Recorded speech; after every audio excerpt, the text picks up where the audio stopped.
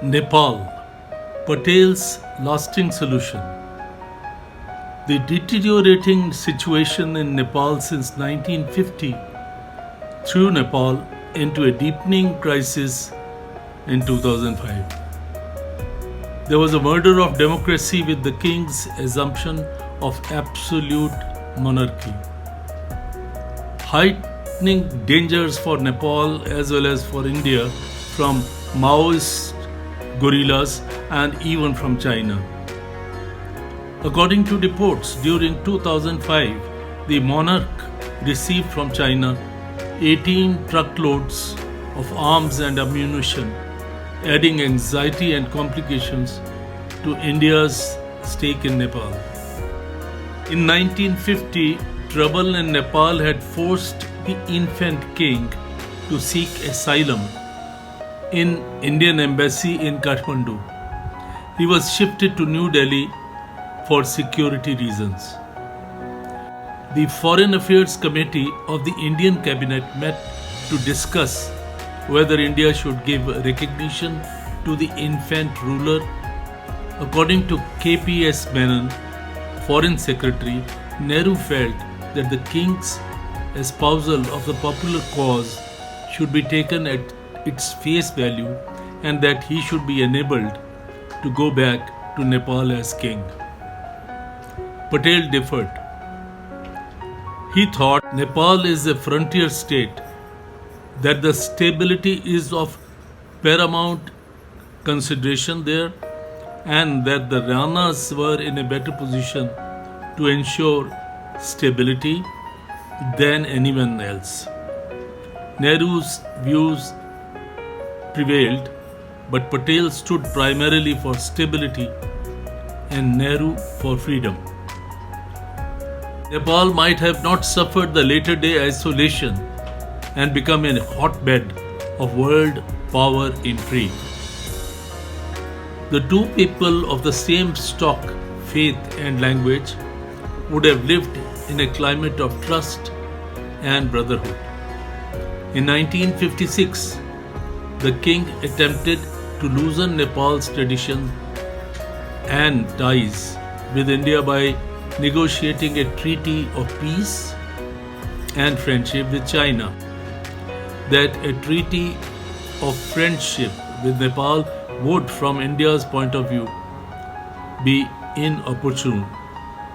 They are perfectly free to go their own way, and we shall go our own way. It was a surrender without confrontation or a diplomatic maneuver.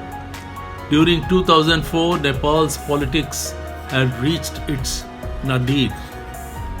With his direct rule having failed, the king found it difficult to find a prime minister to run his government. The streets of Kathmandu witnessed the spectacle of protesters shouting anti-king slogans. The picture in the countryside looked still grimmer. With Nepal in a state of turmoil, could India legally interfere to stop Nepal drifting into total chaos? Not easily, if judged by India's earlier bad experience in Sri Lanka. Yet, since the two people are the same, one could hope that sooner or later the Nepalese themselves would realize and rise to seek India's help to put their house in order. Looking back in 1950, Nepal posed no problem for India. India could lord over Nepal's destiny and help shape her future as a people's democracy. But not so in 2005. After the king's installation of absolute monarchy in a coup on 1st February, over the years, India had allowed herself to be reduced to the status of a helping spectator with practically no option left except to support the king. India faced a multiple danger. The countryside in Nepal was not ruled by the government but was under domination of the Maoist guerrillas. Since 1996, they had killed some 11,000 people. They had controlled 68 out of 75 districts. Out of 1,135 police stations, only 100 functioning. The anarchy in Nepal led to spilling of Maoists into Indian states of Uttarakhand, Uttar Pradesh, Bihar, Andhra Pradesh, Orissa and Jharkhand, and also West Bengal.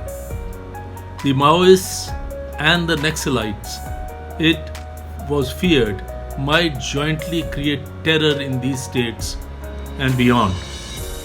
Some even feared that a desperate king could play the China card and the China's rule might be facilitated with the improvement of existing roads.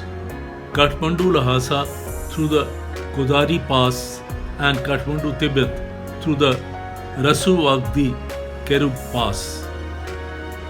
And also with the construction of new roads, one through the Koshi Kibatanka corridor in the east and the other Jomsom Lubumthang in the west. Terror looked down upon India from Himalayas 1,754 kilometers open border. It posed a danger far greater than Kashmir, whose LOC is 778 kilometers long and protected by fencing. Nepal and adjoining regions sat right on India's head, whereas Kashmir was tucked away in the corner of India.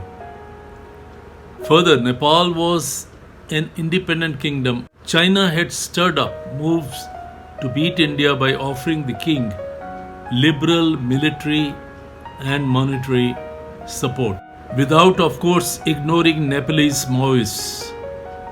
It was necessary for India to pursue carefully worked out tightrope diplomacy. In April 2006, when Kathmandu was rocked by protest marches, the London Economist wrote, "Few conventional observers feel qualified to peep far into Nepal's future." Patel nevertheless did that in 1950, as mentioned earlier, by openly advocating parliamentary democracy in Nepal through the Ranas in the same manner as Indian princely states by dethroning hereditary rulers. Nehru, however, favored the king, which sowed the seeds of later day trouble. Patel had desired that the people-to-people relationship between India and Nepal in the evolution of monarchy in December 2007 and Nepal's becoming a republic in May 2008 lay a solution Patel had suggested to Nehru in the year 1950. It was one that he had himself implemented in India in the demolition of the princely order. That was the vision of Patel. That is how he looked into future, and that is how he predicted what the future should be.